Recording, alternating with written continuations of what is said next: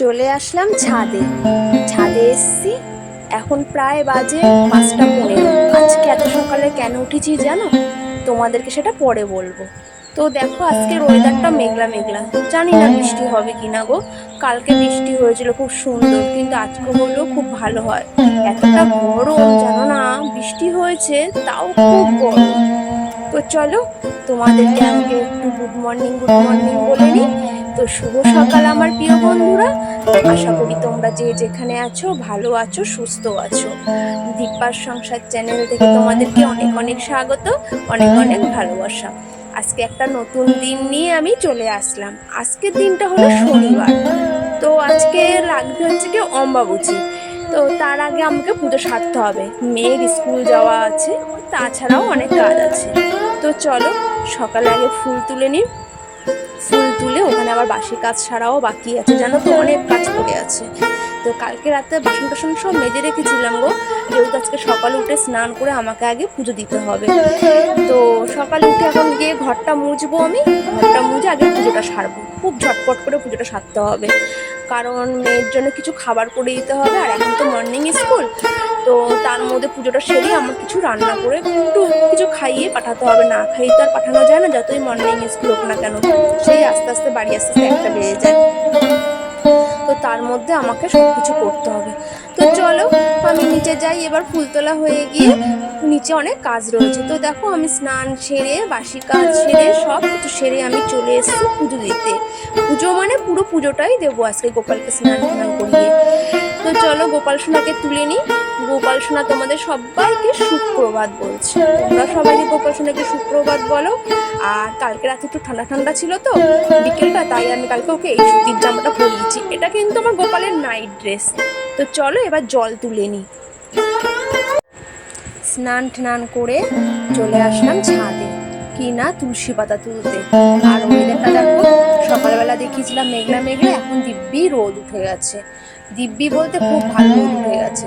তো দেখো তুলসী পাতা নিতে এসছি আমি ছাদে, কারণ অম্বাবুচি লেগে গেলে না তুলসী পাতা ছেঁড়া যায় না। তোমরা তো জানো যে অম্বাবুচি লেগে গেলে তুলসী পাতা ছেঁড়া যায় না। আর তুলসী গাছটার অবস্থা আমার খুব খারাপ।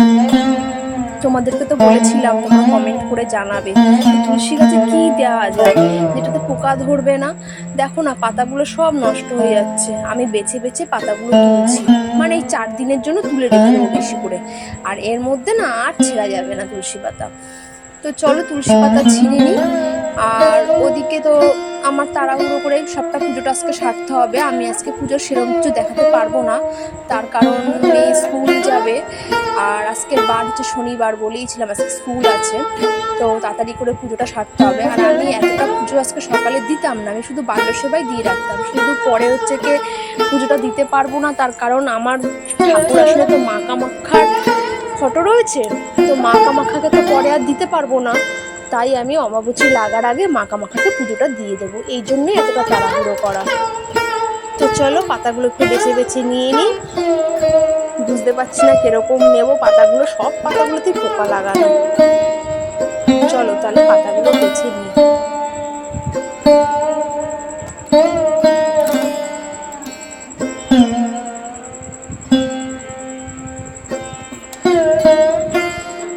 দেখো সব পাতাগুলো পোকা লেগে গেছে, প্রত্যেকটা পাতা। চলো আর নেব না। আচ্ছা দেখো জলের বোতল ভরে নিয়েছি, এগুলো সব ঠাকুরেরই বোতল, রেখে দিই আমি লাগে। কেন বলো তো, আমরা জলটাও তুলি না জানো তো, অমাবস্যা লেগে গেলে আর জল তুলি না, তাই প্রত্যেকটা বোতলের মধ্যে তুলসী পাতা দিয়ে রেখে দিচ্ছি। এগুলো ঠাকুরের জন্যই। এই 4 দিন আমি এই জলগুলো দিয়েই চালাবো, আর আমি জল তুলবো না এই 4 দিন, জানো তো। এই 4 দিনে এই জল দিয়ে স্নান করানো, ঠাকুরকে খেতে দেওয়া সবটাই হবে এই জলের উপরে। তোমরাও নিশ্চয়ই করো এরকম, আর এটাই করতে হয় আমাদের, এরমভাবেই পুজোটা দিতে হয় এই 4 দিন। তো দেখো সব জল তুলে রেখে দিই 4 দিনের জন্য, ঠাকুরকে স্নান করাবো, খেতে দেবো তার জন্য। এবারে ঘটিটার মধ্যে একটু তুলসী পাতা দিয়ে রেখে দিই। সব কিছুর মধ্যে আমি তুলসী পাতা দিয়ে রাখলাম, যেগুলো আমি ঠাকুরের জন্য ব্যবহার করব। তো চলো সব মুখগুলো আটকে রেখে দিই। তোমরা তো ভাবছিলে এতগুলো জলের বোতল ঠাকুর পুজো দিতে কেন বসেছি নিয়ে। অ্যাকচুয়ালি এই 4 দিনের জন্য আমার এই জলগুলো লাগবে, তাই জন্য আমি এটা ভরে রাখলাম পুরো। তো চলো এবার ঠাকুর পুজোর কাজ সারি আর সব গুছিয়ে রেখে দিই বোতলগুলোকে। আর কি বলো তো, তোমাদেরকে আজকে সেইভাবে আমি পুজোটা দেখাতে পারবো না, কারণ ওদিকে আমার রান্না পড়ে আছে। সকাল সকাল ভাতটা রান্না করতে হবে, মেয়ে যেহেতু স্কুল যাবে, সকালে সব কাজ কমপ্লিট করতে হবে, তাই আমার একটু তাড়াতাড়ি করে পুজোটা আজকে সারতে হবে। তো দেখো, পুজো দেওয়া, ঠাকুরকে ভোগ দেওয়া সবটাই কমপ্লিট হয়ে গেছে, তোমাদের কিছু দেখাতে পারলাম না।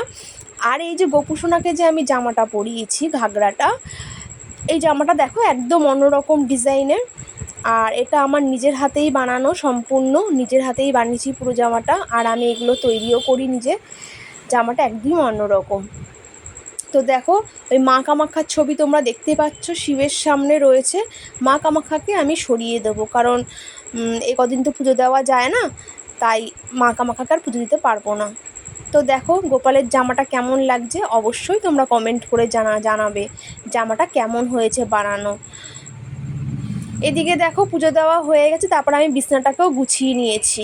বিছানাটা গুছিয়ে নিলাম, গুছিয়ে এবার যাব রান্নায়, মানে ভাত বসিয়ে দেবো আগে। আর মেয়ে একটু কিছু টিফিনও বানাতে হবে, জানো তো, টিফিন কিছুটা দিতে হবে। টিফিন না দিলে না ও সেভাবে ভাত খেয়ে যেতে পারে না সকালবেলায়। তো চলো দেখো, হাঁড়ির জলটা গরম হয়ে গেছে, আর ওদিকে আমি চালও ধুয়ে নিয়ে চলে এসেছি। আজকে স্কুল যাবে বলে আমি আর চাল ধোয়া তোমাদেরকে দেখাতে পারলাম না, কারণ এদিকে আমার দেরি হয়ে যাচ্ছিলো খুব, মানে মর্নিং স্কুল তো, খুব তাড়াহুড়োর মনে করছি আর কি আমি। তো চলো হাঁড়িতে চালটা দিয়ে দিই।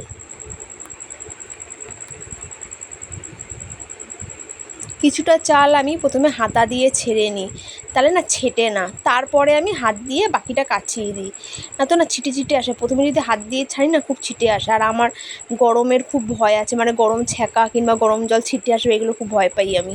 তো যাই হোক, চালটা দেওয়া হয়ে গেছে, তাই হাতা দিয়ে একটু নেড়ে দিলাম, নয়তো না নিচে লেগে যায়। একবার নেড়ে দিলে আর লাগবে না, আর নাড়তে লাগবে না। এবার এটা হোক, আর ওদিকে আমি রান্নায় চলে যাব।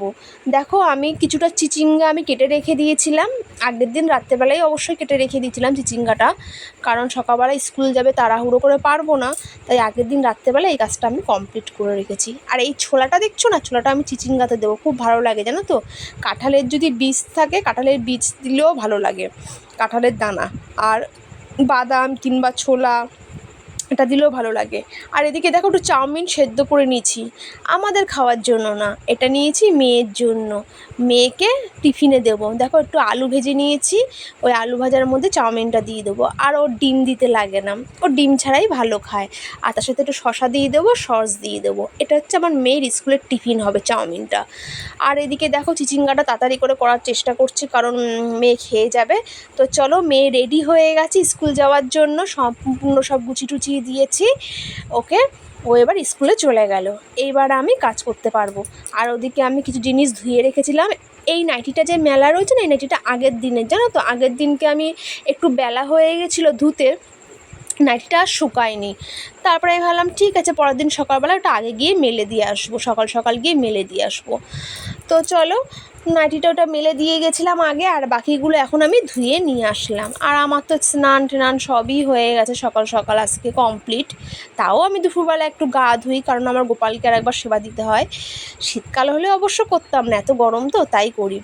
তো চলো, এই নাইটিটা আমি রাতে পরি। আমার রাতে আবার নাইটিটা আলাদা, কারণ আমি যেই জামাটা সারাদিন পরে থাকি, মানে স্নান করার পর, সেটা পরে আমি শুতে পারি না, তাই রাতের নাইটিটা আমার আলাদাটা নাইটি পরে শুই, তো ফ্রেশ লাগে আর কি।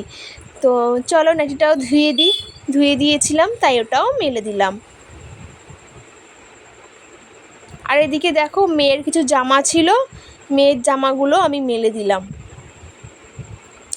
মেয়ের জামাটা কোথায় মেলবো বুঝতে পারছি না, কোন দিকটা দিলে রোদটা ভালো পাবে। একটু গেঞ্জি টাইপের তো, একটু মোটা ধরনের, তো কোথায় মেললে একটু রোদ পাবে সেটাই দেখছি আর কি আমি। তো আমি ভাবলাম ওই দড়িটা দিয়েছি, ওই দড়িটা রোদ বেশি, ওই দড়িটাই গিয়ে দিয়ে এসেছি। কেন বলো তো, যখন তখন মেঘলা হয়ে আসো তো, তাহলে যদি না শুকায়, মানে একটা ভিজা জিনিস থাকলে না বিচ্ছিরি টাইপের গন্ধ হয়ে যায়, বাজে লাগে। এটা সার্ফ দিয়ে ধুয়েছি, পরিষ্কার করেছি, এবার যদি নিচে ভালো করে না শুকিয়ে নিয়ে আসতে পারি, এই ভিজা ভিজা অবস্থা যদি এনে রাখি না, ঘরে তো ঠিক মতন শুকাবে না, বাইরে রেখে দিই, তো এটা বিচ্ছিরি টাইপের গন্ধ হয়ে যায়। চলো তাহলে, স্কার্টগুলো, মেয়ে শর্ট স্কার্টগুলো ছিল, ওইগুলো আমি ধুয়ে নিয়ে এসেছি, তো ওগুলো মেলে দিলাম।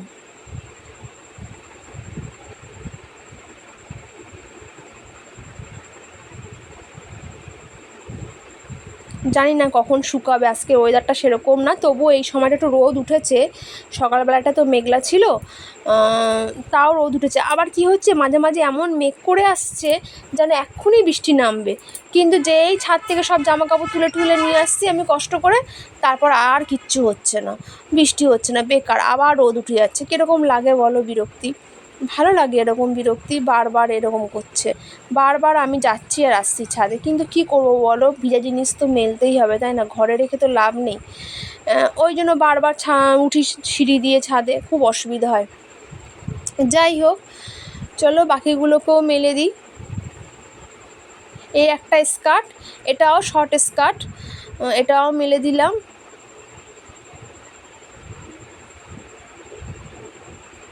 আর ছাদে না পেয়ারা পড়ে ভরে রয়েছে, যেন প্রচুর পেয়ারা। ছাদটা আমাদের পরিষ্কার করা হচ্ছে না, এত গরম, গরমের জন্য ছাদ পরিষ্কারই করতে পারছি না। ছাদে পেয়ারা গাছের ডাল পড়ে রয়েছে, ডালটা কেউ নিচ্ছেও না। ডালটা কেউ নিয়ে নিলে তারপর ছাদটা নয় পরিষ্কার করতাম, সেটা আর হচ্ছে না। কি ডালটা কেউ নিয়ে, যারা কাঠে টাঠে রান্না করে, কেউ যদি নিয়ে যায় ডালটা, তাহলে সুবিধা হয়। দেখা যাক কে নেয়, বলেছি অনেককে, দেখা যাক কে নেয়। গরমকাল তো, এখন কেউ কাঠে রান্না করতে চায় না, আসলে এটাই হচ্ছে কথা। তো যাই হোক, ওটা নিয়ে গেলে ছাদটা পরিষ্কার করা যাবে। আর ছাদের মধ্যে প্রচুর পরিমাণে পেয়ারা পড়ে আছে, তোমাদেরকে আমি একসময় দেখাবো। এত পেয়ারা পড়েছে পেকে পেকে, আর আমাদের খাওয়ার কোনো লোক নেই আমাদের বাড়িতে পেয়ারা খাওয়ার, আর এই জন্য ছাদে পড়ে আছে। এই যদি রাস্তার পাশে হতো তাহলে সবাই নিয়ে নিত। তো দেখো, আমি আর তোমাদের বাকি রান্না দেখাতে পারিনি, কারণ এতটাই দেরি হয়ে গিয়েছিল। তো রান্না করেছিলাম মাংস, তো মেয়ে বলছে মা পাতায় খাবো, তা মেয়েকে পাতায় দিয়েছি, ওকে দিলাম, এই যে মাংস দিয়ে দিলাম। তো আর রান্নাটা দেখানো হলো না তোমাদেরকে, মাংস রান্নাটা। ও আবার শুকনো শুকনো করে খেতে চায়, ভাত শুকনো শুকনো করে খাবে, মানে বেশি ঝোল দিয়েও খেতে চায় না, মানে একদম শুকনো শুকনো করে হবে, ও ওরমভাবে খেতে চায়। তো চলো, মাংসটা আমি একটু কুটে বার করে দিই হাড়ের থেকে, তাহলে ওর সুবিধা হবে খেতে। দেখো, মেয়েকে আকাশ থেকে আসার সময় চাউমিন নিয়ে এসেছি, আর আজকে রাতের খাবার এটাই। আজকে চাউমিন, মা মেয়েতে চাউমিন খেয়েই শুয়ে পড়বো। তো চলো চাউমিনটা খেয়েই নিই।